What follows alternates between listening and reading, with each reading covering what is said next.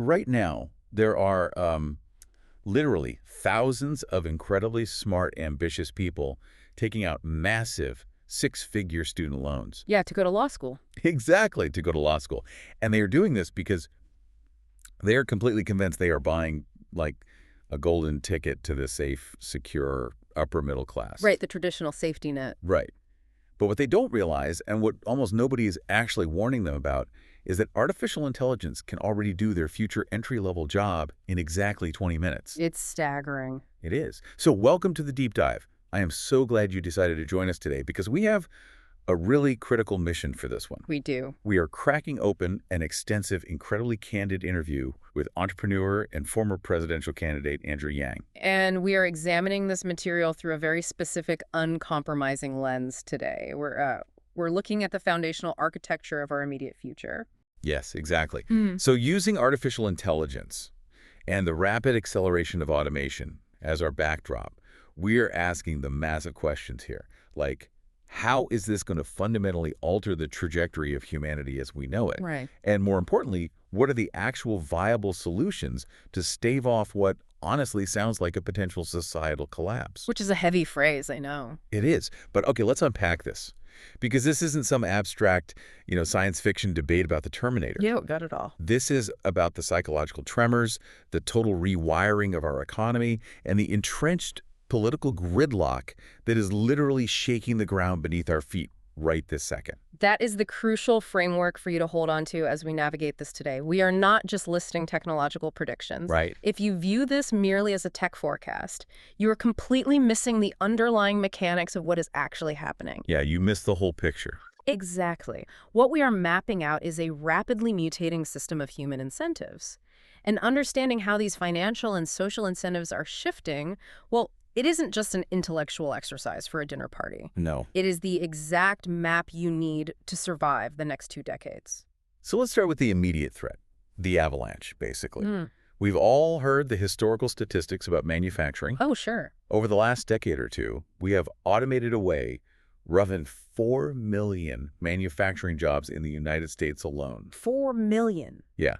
And we saw what that did. It wasn't just like a spreadsheet adjustment.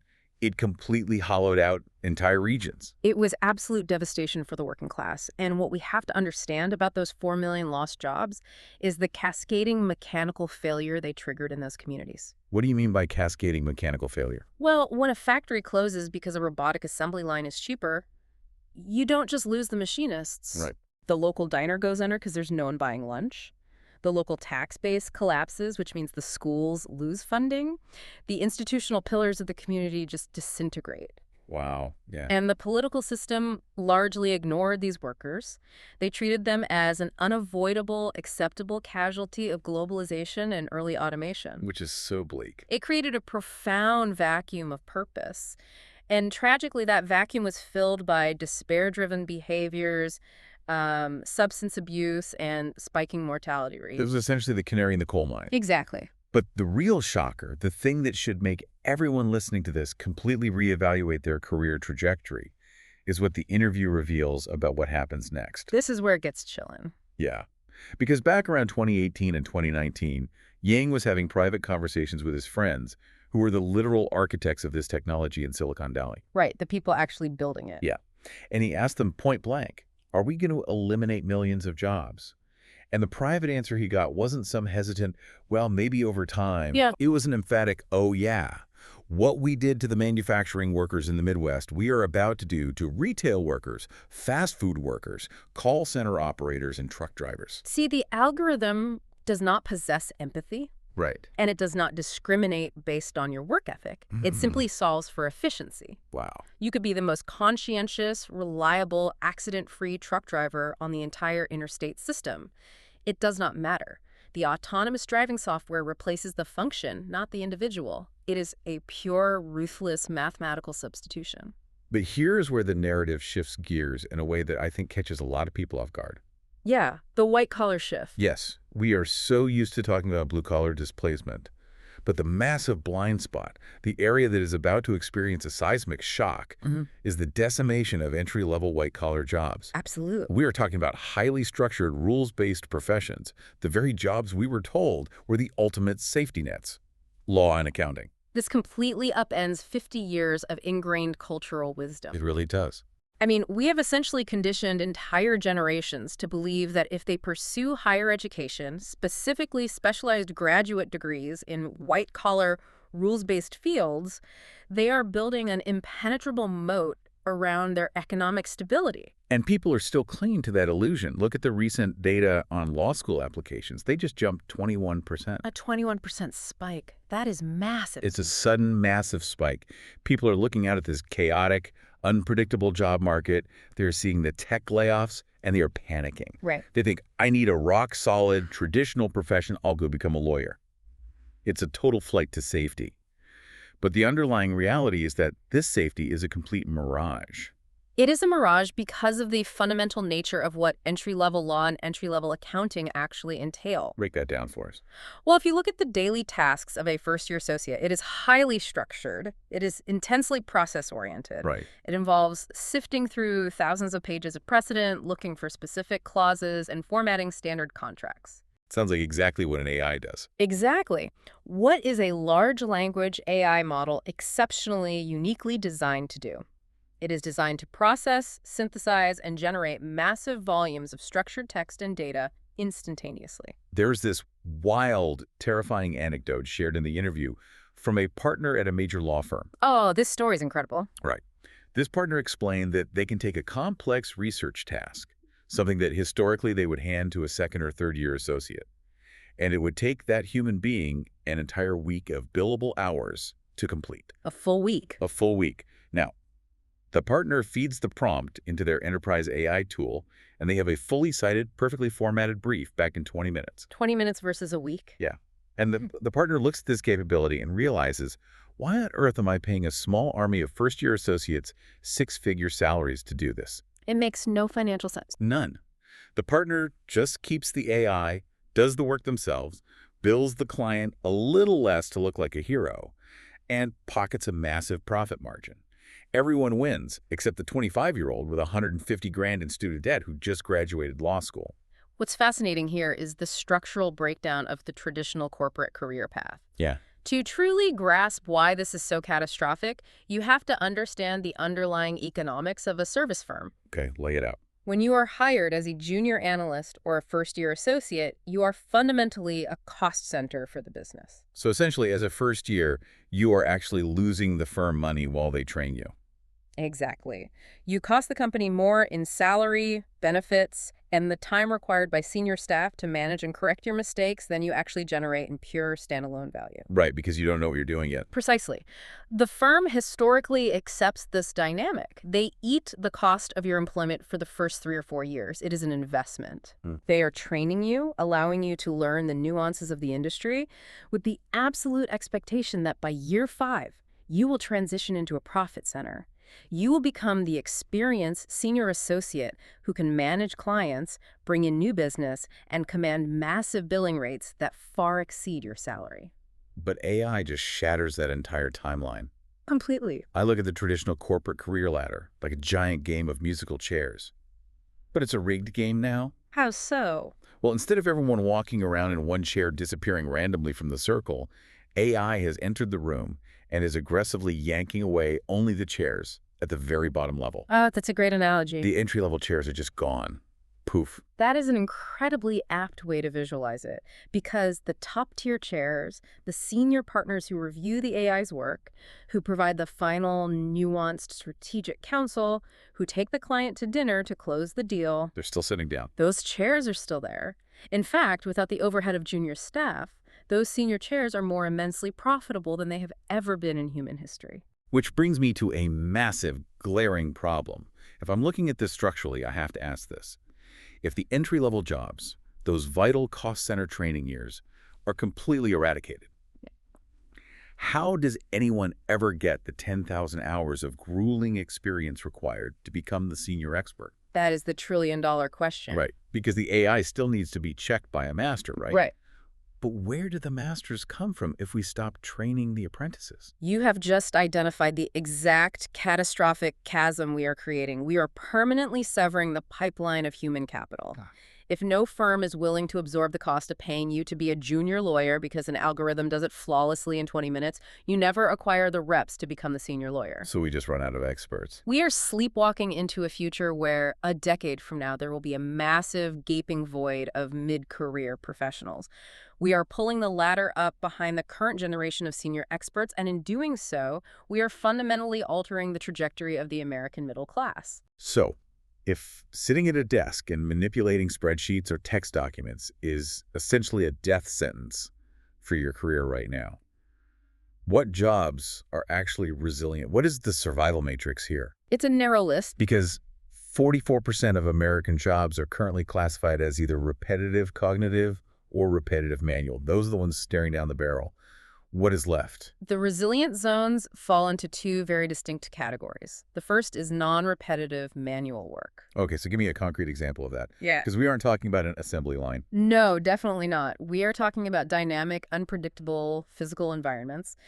Take a hotel housekeeper. Okay. While a robotic arm in a factory can weld a car door with microscopic precision thousands of times a day, putting a robot inside a messy hotel room is an absolute nightmare of robotics engineering. Why is that so much harder? Because you're asking a machine to navigate discarded luggage, identify a wine stain on a patterned pillowcase, fold odd-sized towels, and manipulate 100 unpredictable objects in a confined space. Oh. The computing power and physical dexterity required are staggering.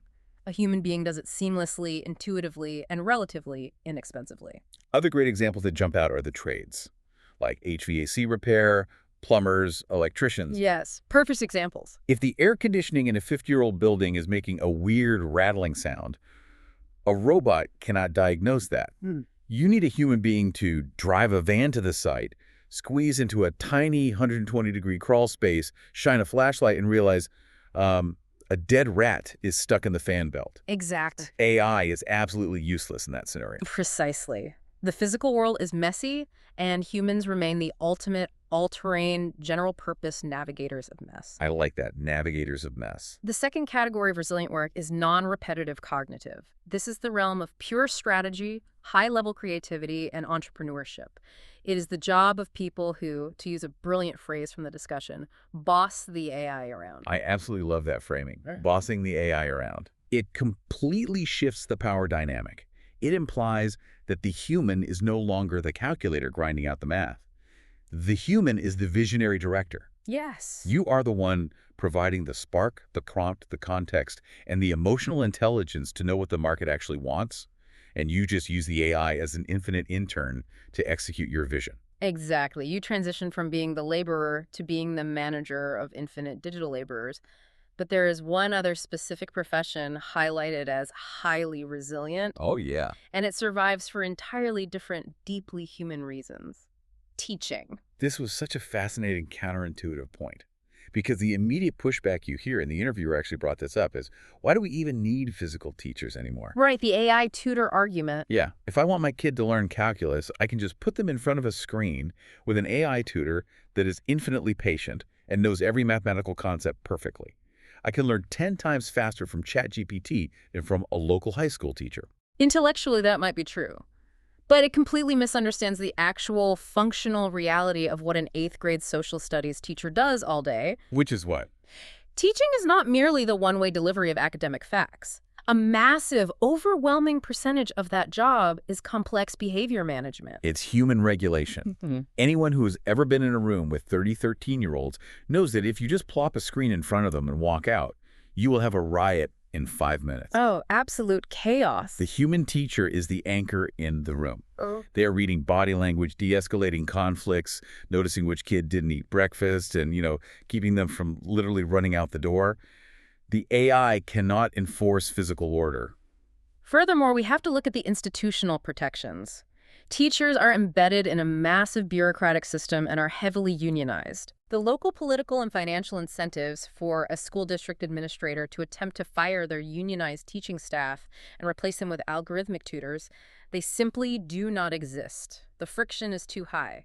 So teaching remains safely guarded by both the necessity of human babysitting and institutional armor. Okay, so we have this massive economic displacement happening.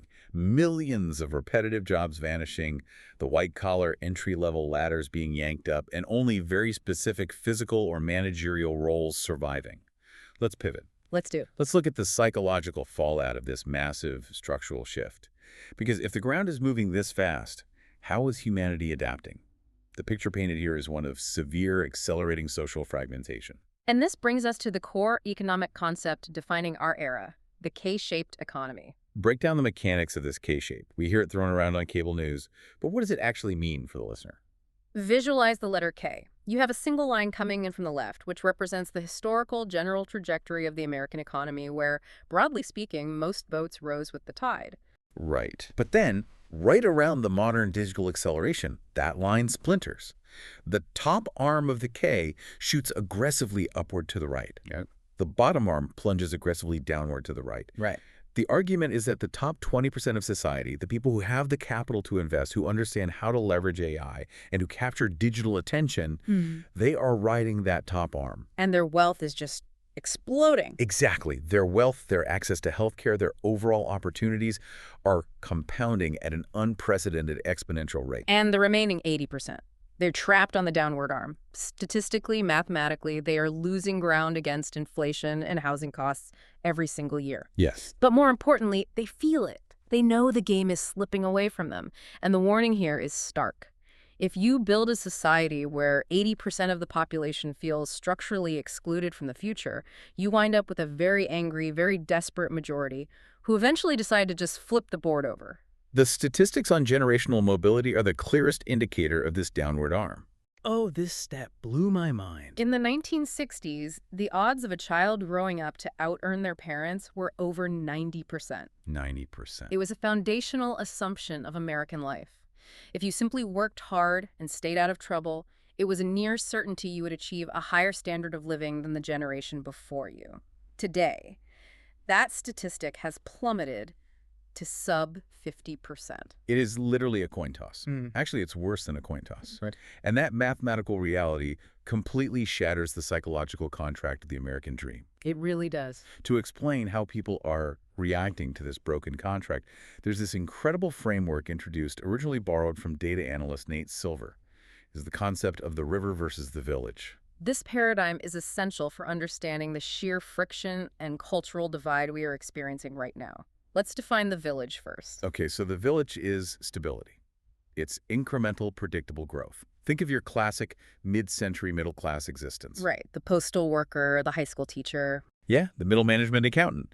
You take a safe job, you hope for a 3 or 4% cost of living raise every year, you put a little in a 401k, and you don't rock the boat. You play it safe. The village is the promise that if you keep your head down, eventually you buy a modest 3-bedroom house with a white picket fence, you raise a couple of kids, and you retire comfortably. Contrast that deeply ingrained cultural ideal with the river. The river represents high-variance, chaotic, risk-taking environments. So who's in the river? It is the domain of venture capitalists, tech founders, crypto traders, and professional gamblers. In the river, you might grind for 3 years and make absolutely $0, and then in year 4, you make $7 million. Wow. It is a completely non-linear, high-stakes existence where failure is common and the payouts are extreme. And here's where it gets really interesting. The profound, tragic insight here is that the village is effectively dead. It's gone. The stable, predictable path to a house and a secure retirement feels mathematically impossible to a massive portion of young people today. Because the numbers don't work. They don't. They look at a median home price of $400,000. They look at their $50,000 salary, and they realize that saving 10% a year will literally never get them there. The math is broken. So what happens? Because the village is closed, millions of young people are effectively forcing themselves into the river out of sheer desperation. If we connect this to the bigger picture, it explains so much of the seemingly irrational, reckless economic behavior we see dominating social media and the culture right now. Like why? Well, when the baseline of societal stability is removed, extreme risk-taking is no longer viewed as reckless. To a 25-year-old staring at insurmountable odds, making a high-variance bet feels like the only logical mathematical equation left to achieve any real significance. There's this fascinating observation shared from a mastermind group analyzing consumer trends. They noticed young guys making 50 or 60 grand a year going out and buying $15,000 Rolexes. Which sounds insane. Or taking out insane loans at 12% interest for brand new Corvettes. And the older generation looks at this and screams, "You are so irresponsible. Save that money for a down payment on a house." Right, the village mentality. But they are missing the point. The young person has done the math. They know 15 grand isn't getting them a house anywhere near where they work. A house is an impossible dream. So they buy the Rolex as a new, attainable signal of success. It is a psychological coping mechanism. It's a way of saying, if I am permanently locked out of the ultimate asset, Yeah. I will at least buy the flashy, depreciating asset just to feel like I'm participating in capitalism. It is a profound shift in risk tolerance born entirely of systemic failure. And it isn't just luxury goods. They are turning to highly speculative, volatile crypto altcoins, meme stocks, and massive online sports betting parlays. Right. They're swinging for the fences because hitting a single or a double no longer scores a run. But we have to look at the macro-societal rot this causes. This isn't just about young guys having bad Robinhood portfolios.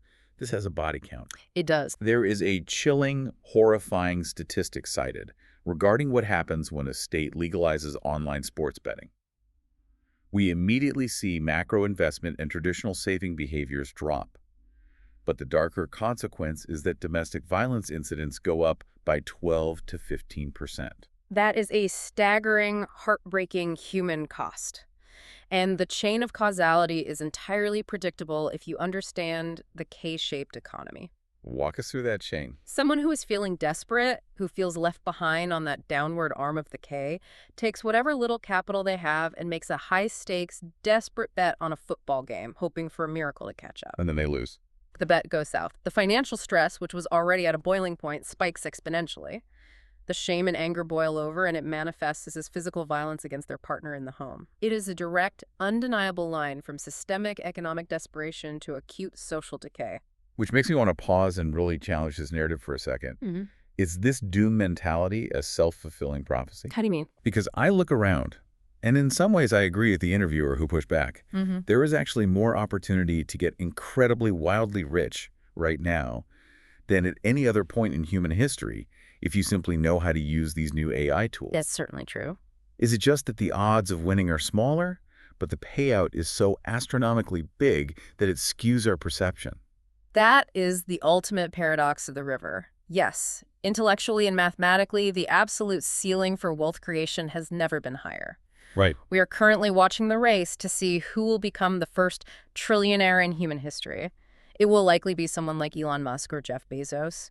The digital tools of AI, global capital flows, and the ability to capture human attention through social algorithms allow a single individual to scale their value globally with almost zero marginal cost. Theoretically, the opportunity is infinite. Right. You can build a software company from your laptop in your bedroom and sell it for $50 million a year later. That wasn't possible 50 years ago. But that infinite opportunity demands a high-variance strategy. It requires taking the exact kinds of risks that historically only a tiny, highly specialized fraction of society was psychologically wired or financially equipped to handle. Yeah, not everyone is a tech founder. If you take a society of 330 million people, the vast majority of whom just want the stability of the village, and you force them all into the rapids of the river without a life jacket, the brutal reality is that most of them are going to drown. And that brings us to the absolute critical turning point of this entire deep dive. If the middle-class village is burning down, and you have this massive population of 80% who feel the system is rigged, who are staring at their screens all day, watching the top 20% flaunt their compounding wealth, Yeah. how do we stop the explosion? It's a powder keg. How do we stave off an absolute pitchfork-wielding societal collapse? This is where we transition to the core viable solution debated in these conversations.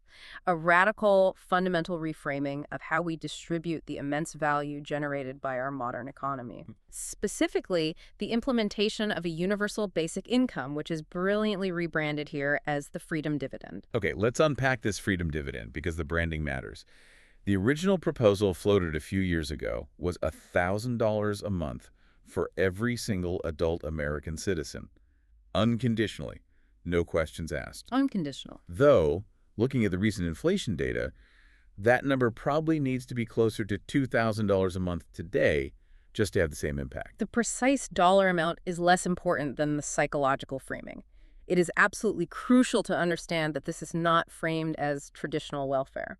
Right, because welfare has a stigma. Exactly. Traditional welfare implies charity.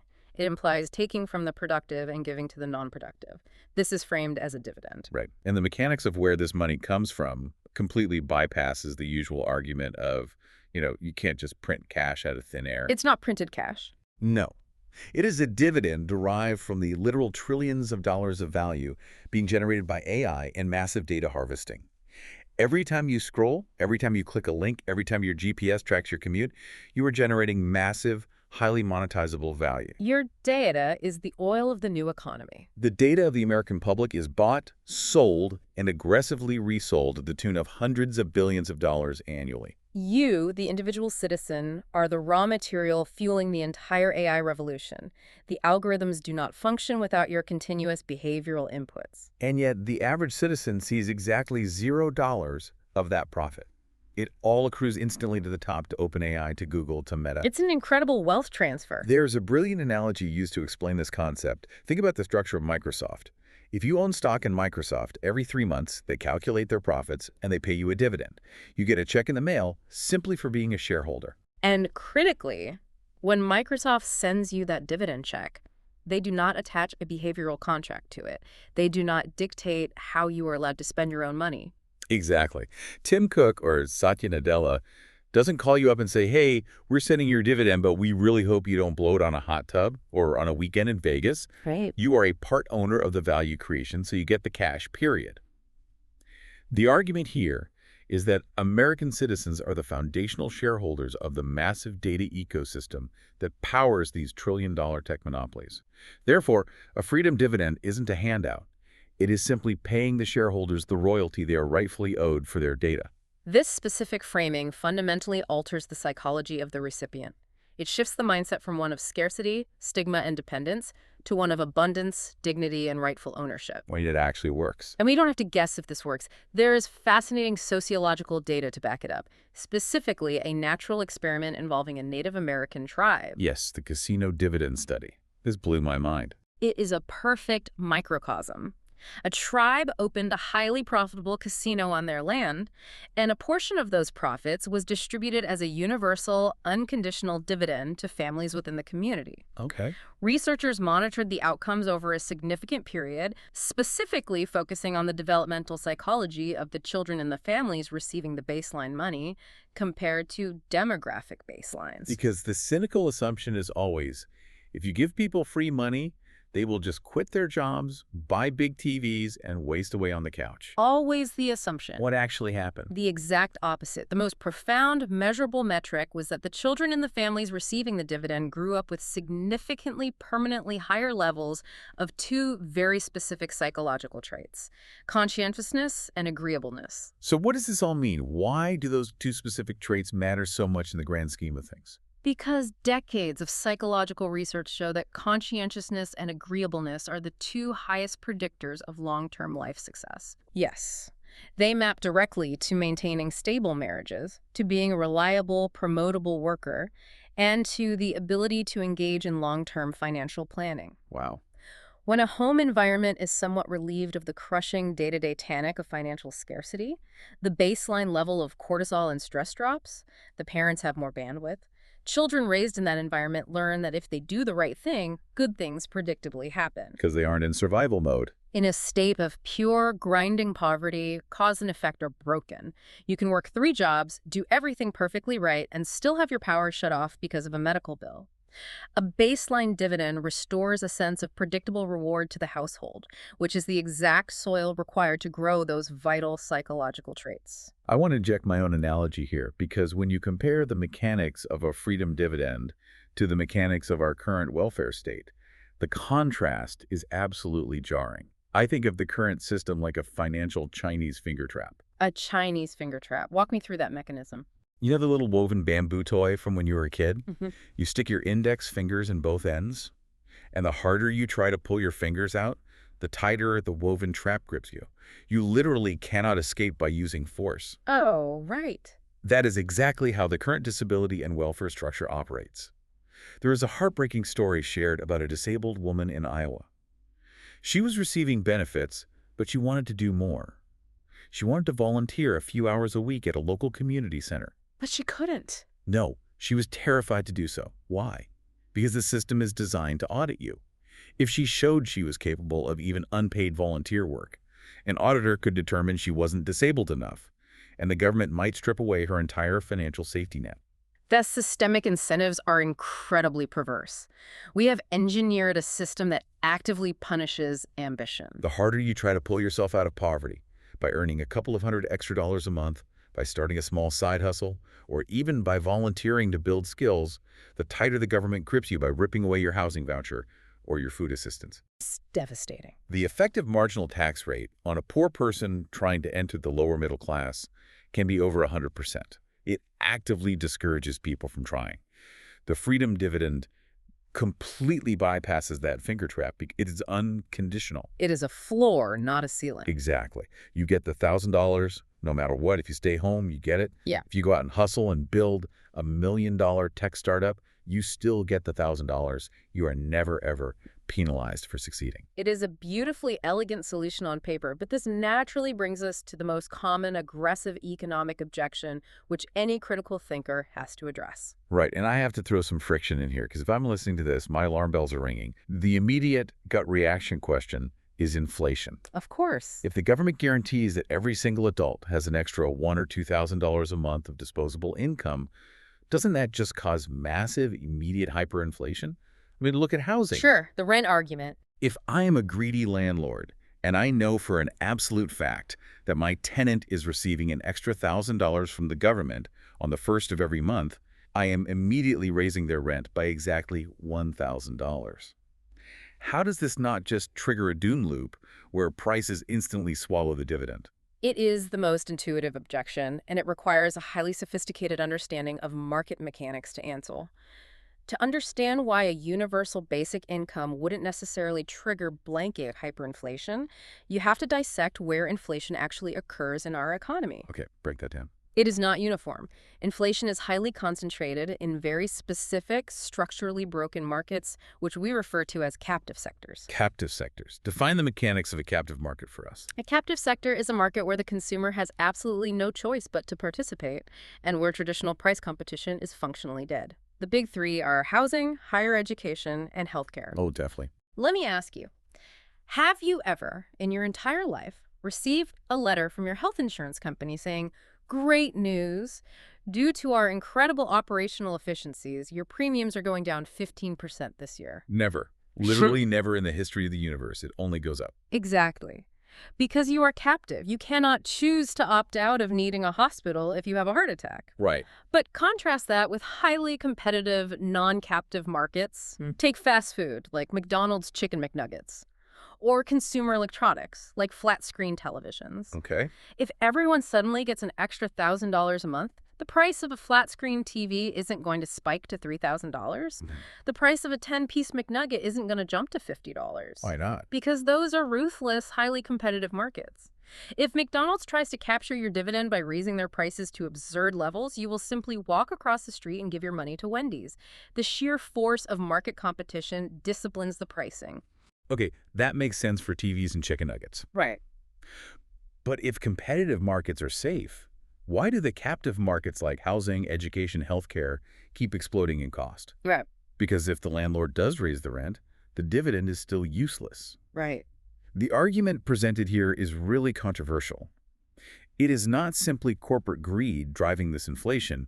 It is actually massive government intervention. Yes. This is a critical diagnostic realization.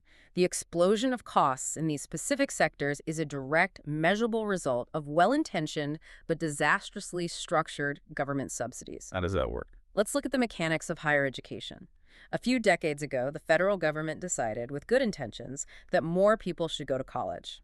To facilitate this, they created massive, federally backed student loan programs. They essentially walked up to an 18-year-old with no credit history and said, "We will guarantee a loan for whatever amount you need to go to whatever school you want." Precisely.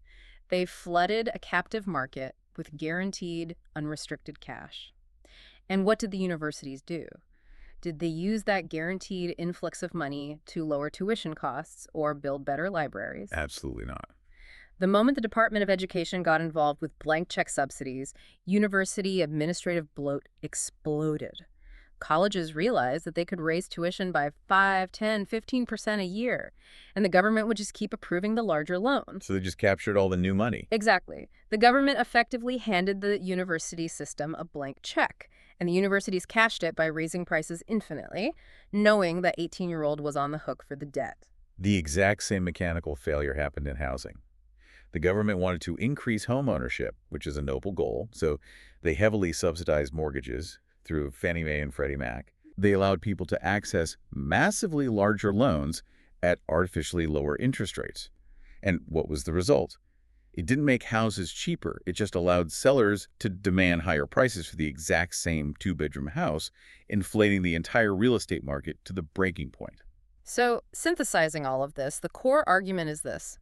Putting basic, unearmarked buying power directly into the hands of citizens via a freedom dividend does not inherently cause inflation in functional competitive markets. Right.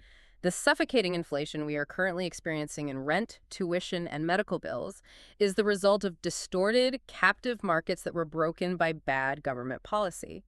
Therefore, to fix inflation, you do not starve the average citizen of cash. You must simultaneously implement a dividend and aggressively fix the bad policies driving up the captive costs. Which feels like a perfectly logical, obvious segue. If government intervention caused the inflation in these captive sectors, the obvious answer for any rational society is, well, let's just vote to fix those policies. You'd think so. Let's elect people to pass a law to fix healthcare pricing, or deregulate zoning to lower housing costs, or streamline the student loan mess. But that obvious solution bridges us to the ultimate, deeply infuriating obstacle. We are running headfirst into a brick wall of broken institutional incentives. This is where the diagnostic analysis of our economy reveals the darkest, most cynical realities. The terrifying realization is that the government is fundamentally, structurally incapable of fixing these systemic issues because its core goals are completely misaligned with the public's goals. There is a brilliant, frustrating example used to illustrate this. We always hear politicians say, we need to run the government like a business. Right. It's a classic campaign applause line. Right, everyone says it. Well, if you were a ruthless CEO taking over the United States government, and your only goal was to fix the balance sheet and reduce the deficit, what is the absolute first, most obvious move you would make? You would immediately look for the highest return on investment. And mathematically, the highest ROI available to the government is massively funding the IRS to modernize their technology and hire thousands of auditors specifically targeted at catching complex tax fraud by the ultra-wealthy and massive multinational corporations. Exactly. It is a pure math equation. You invest $1 billion into IRS enforcement capabilities, and you might get a 6, 7, or 10-time multiple of that back in legally owed recovered revenue. It is the most obvious high ROI move on the board. Any business would do it in a heartbeat. But politicians won't do it. In fact, they actively, aggressively fight to defund the IRS. Why? Because their ultimate goal is not operational efficiency. Their ultimate goal is self-preservation, which means maintaining the uninterrupted flow of campaign contributions. Right. The moment a politician arrives on Capitol Hill, any genuine desire to shrink the deficit or make the government efficient evaporates in the face of the incentive structure. They become deeply enmeshed in a never-ending circuit of fundraising dinners. And who is hosting those dinners? The exact wealthy individuals and corporate lobbyists who benefit massively from a weak, underfunded, technologically illiterate IRS. You cannot ask a politician to attack their own funding source. The anecdote that drove me absolutely crazy that just perfectly encapsulates this rot was about the military budget. The interview recounts a story from a high school friend who was an Air Force Academy graduate. Oh, the fuel dumping. Yes.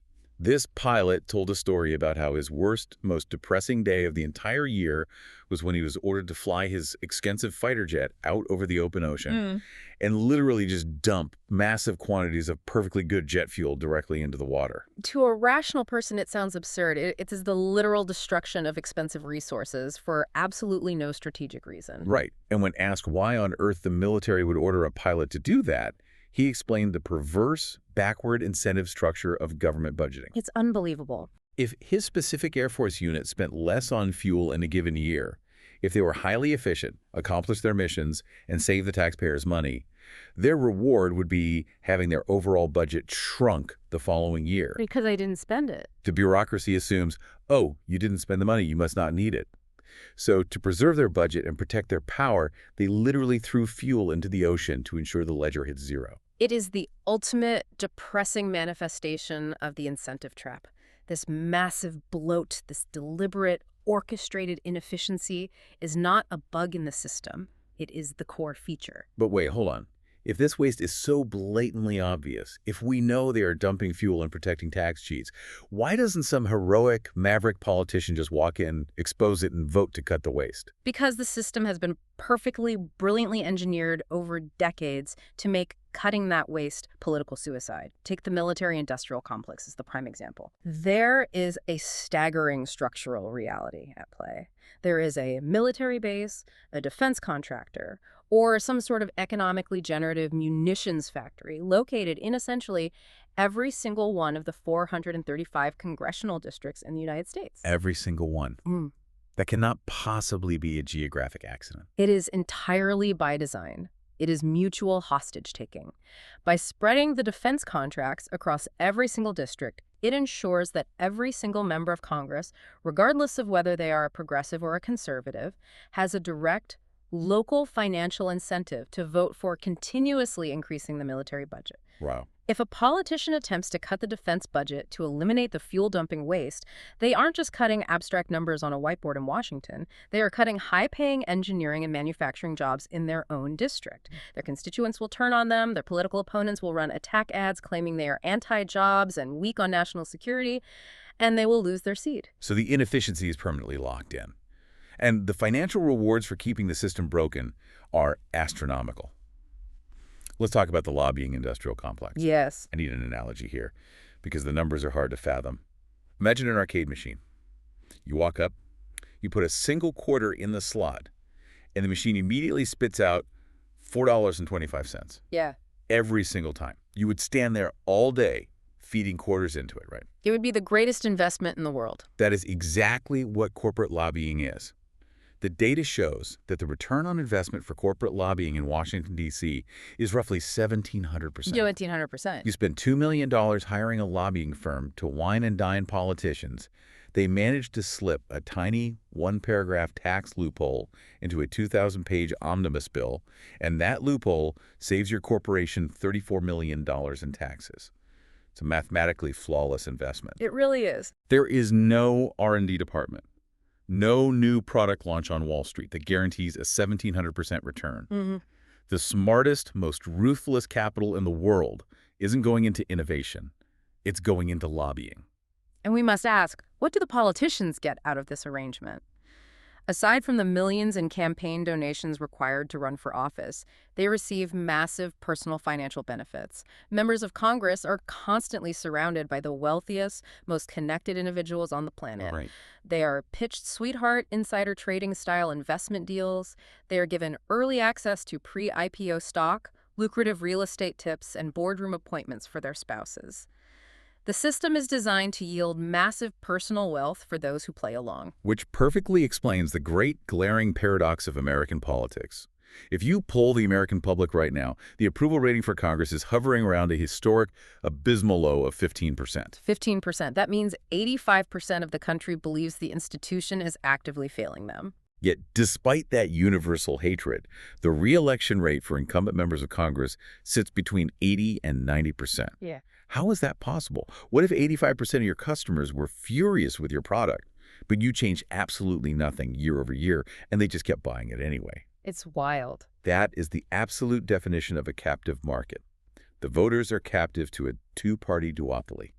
But we also have to examine how this systemic gridlock is maintained ideologically. It's not just financial, it requires an information control mechanism. This brings us to the role of legacy media. Yes. And to be perfectly clear to our listener, we are approaching this strictly analytically. We are not taking political sides here, but impartially reporting on the documented experiences detailed in the source material to understand the mechanics of institutional self-preservation. Absolutely. We are just looking at the plumbing of the system. Yeah. In the interview, Yang details his experience as a presidential candidate, and he describes encountering an extreme, active bias from legacy media institutions. Right. He argues that they act as gatekeepers to protect the establishment. He specifically points to institutions like MSNBC and the New York Times, detailing how they actively manipulated public perception to protect the status quo candidates who play by the established rules. The structural mechanics of what he describes are almost comical if the implications weren't so serious. He talks about MSNBC literally blacking out his campaign. Blacking out. They would put up a full-screen graphic showing the top fundraising candidates in the primary. If he was mathematically in fourth place, they wouldn't just ignore him. They would actively alter the graphic to skip him entirely. They would show candidates 1, 2, 3, and 5. They pretended he didn't exist. Or the deeply troubling incident with the New York Times, where he alleges they physically altered a photograph to make him appear several inches shorter than the establishment candidate standing next to him, deliberately diminishing his physical presence and subconscious authority. They eventually had to print a retraction for it. Or CNBC using a photo of an entirely different Asian man named Jeff Yang instead of Andrew Yang on a national graphic. The argument made here is that this isn't just sloppy, overworked journalism. This is an institutional immune response. Exactly. The legacy media is heavily reliant on access to inside scoops from establishment politicians. If they legitimize an outsider who wants to disrupt the 1,700% ROI system, they risk losing their access. It's all connected. Furthermore, these networks rely heavily on a specific demographic of older primary voters who trust them implicitly. By filtering out disruptive voices, the media ensures that only candidates who represent the village status quo are deemed viable. This brings us to a crushing but necessary realization for the listener. You cannot fix a broken system when the people entirely in charge of implementing the fix, both the politicians holding the gavels and the legacy media institutions narrating the reality, are paid handsomely, either in access, power, or actual dollars to keep it exactly the way it is.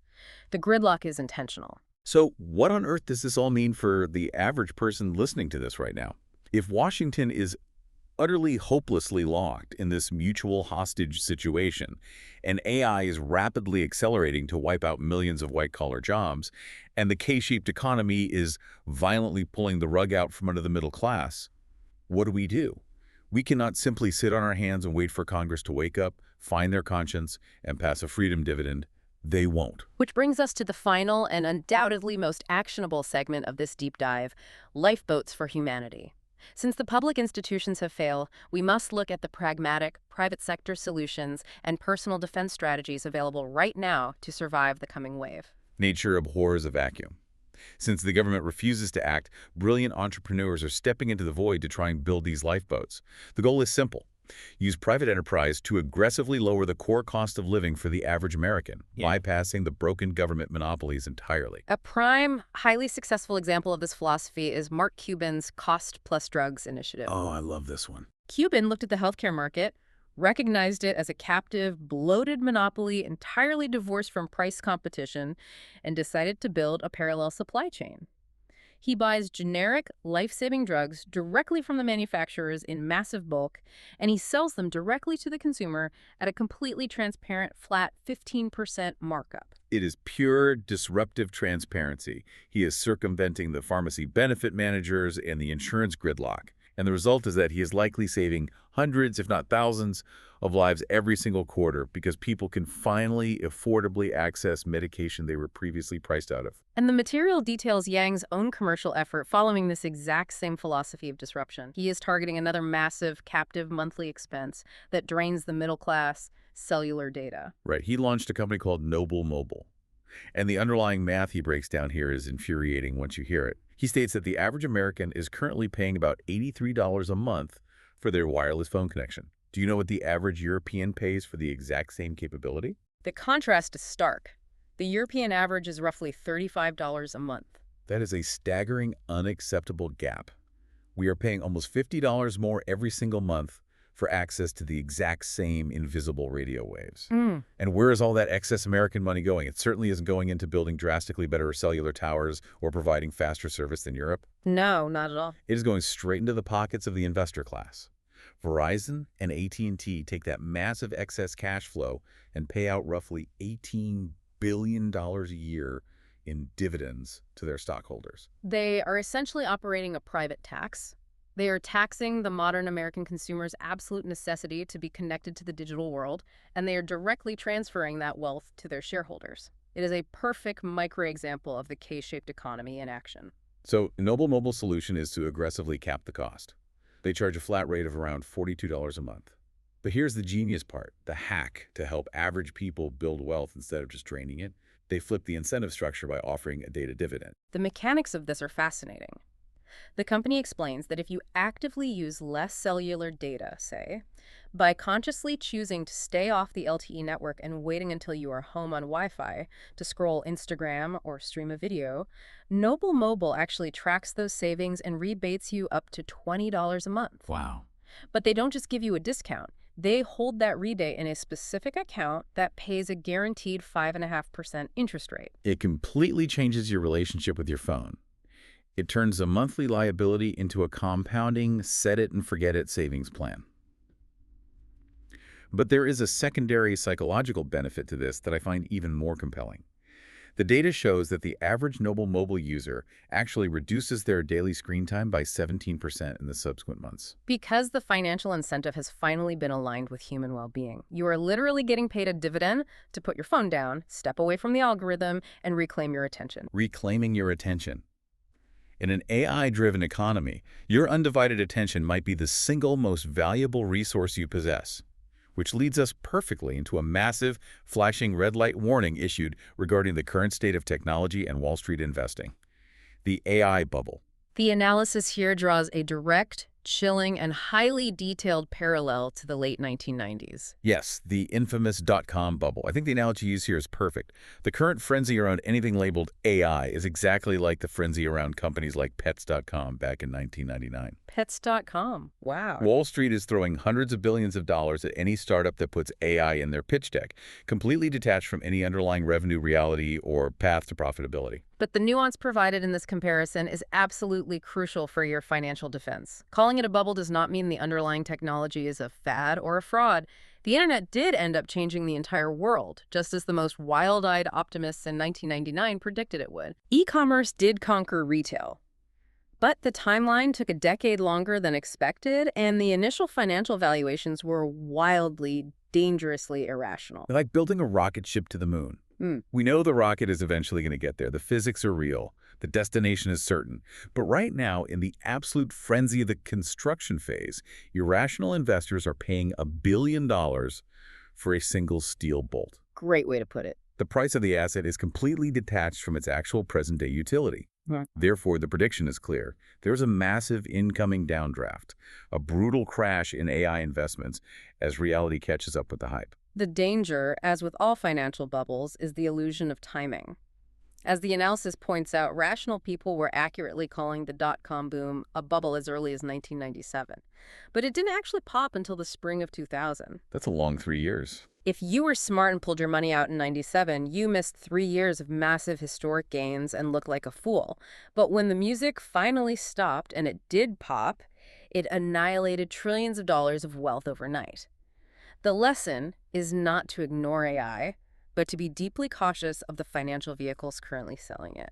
So we have to bring this all together. If the comfortable desk jobs are vanishing, if the politicians are paralyzed by their own greed, if society is violently fracturing into a K-shape, and a massive AI investment crash is looming on the horizon, what is the ultimate actionable takeaway for the person listening to this right now? How do you actually protect yourself and your family? Synthesizing all these disparate threads, the overarching strategy is clear. True resilience in the face of this unprecedented technological automation and economic turbulence is not about trying to fight the algorithms. You cannot stop the tide of AI. True resilience is about aggressive, personal financial defense and highly strategic positioning. First and foremost, you have to mentally step out of the village. You have to mourn it and move on. You can no longer rely on the mid-century assumption that a stable corporate job, a good attitude, and a college degree will protect you for 40 years. The math simply does not support that reality anymore. The ladder has been pulled up. Exactly. You must take ownership of your trajectory. You must ruthlessly reclaim your attention, literally spending less time doom scrolling and allowing your psychological data to be monetized by the K-shaped monopolies. Right. You must actively audit your life and cut your core captive costs wherever possible, whether that means circumventing the medical establishment by switching to service like cost-plus drugs or disrupting your telecom bills. You have to patch the holes in your own boat. And most importantly, you must learn to navigate the waters of the river. You have to become the manager. You have to learn to boss the AI around. Do not compete with the machine on output. Use the machine to exponentially augment your own productivity. Use these cheap, infinite digital tools to build your own small audience, create your own niche value, and establish your own sovereignty before the K-shaped curve leaves you stranded on the downward slope. It is undoubtedly a sobering, intimidating reality. But as the core philosophy of this material emphasizes, clearly understanding the pieces on the board is the first mandatory step to actually winning the game. You cannot navigate a storm if you refuse to admit it's raining. Wow. We've covered an absolutely massive amount of terrain today. We started by looking at the terrifyingly rapid transition from the automation of physical blue-collar labor to the total eradication of high-end white-collar cognitive training grounds. We explore the deep, tragic psychological desperation of a K-shaped economy, where the mathematical death of the stable village is forcing an entire generation of young people into high-variance gambling and luxury signaling just to feel a pulse of success. We examine the mathematical necessity of implementing a data dividend, a universal basic income, not as an act of welfare charity, but as a rightful shareholder payout necessary to stave off the total collapse of our consumer-driven economy. And we confronted the deeply frustrating, cynical reality of institutional gridlock, where politicians and legacy media are structurally and financially incentivized to keep the system broken. It is a turbulent macro trajectory, to put it mildly. But as we wrap up this deep dive, I want to leave you, the listener, with one final, deeply provocative thought to mull over as you go about your day. Something that builds on the ultimate paradox of everything we've just discussed. Consider this reality. Throughout this entire analysis, we have meticulously documented how human politicians and human-run institutions are fundamentally, perhaps permanently, incapable of fixing our broken economic incentives. Right. They are hopelessly blinded by their own greed, their desperate need for self-preservation, and their inherent tribal biases. We have leaders who will literally order fuel dumped into the ocean to save a budget ledger. We have institutions that will ignore a 1,700% ROI corruption problem simply to save their own careers and cocktail party invitations. Right. They are hopelessly, predictably compromised by their own human flaws. So as artificial intelligence becomes exponentially smarter, as it becomes vastly more capable of managing infinitely complex logistical networks and parsing massive global economic data sets without the burden of a human ego, without the need for campaign donations, and without the desire for insider trading, will humanity's final, ultimate test be a choice of governance? Oh, wow. Will we eventually decide to hand the management of our macroeconomy over to an impartial, mathematically optimal AI? Or will we choose to proudly, stubbornly steer our own sinking, human-flawed ship into the abyss simply because we refuse to surrender the wheel? That is incredibly heavy, and it's the ultimate question. The murky waters of this economic transition aren't going to clear up on their own, and no politician is coming to save you. You have to navigate this yourself. Thank you so much for joining us on this deep dive. Keep questioning the systems you participate in, keep a very close eye on where your data goes, and keep exploring the rapidly changing world around you. We'll see you next time.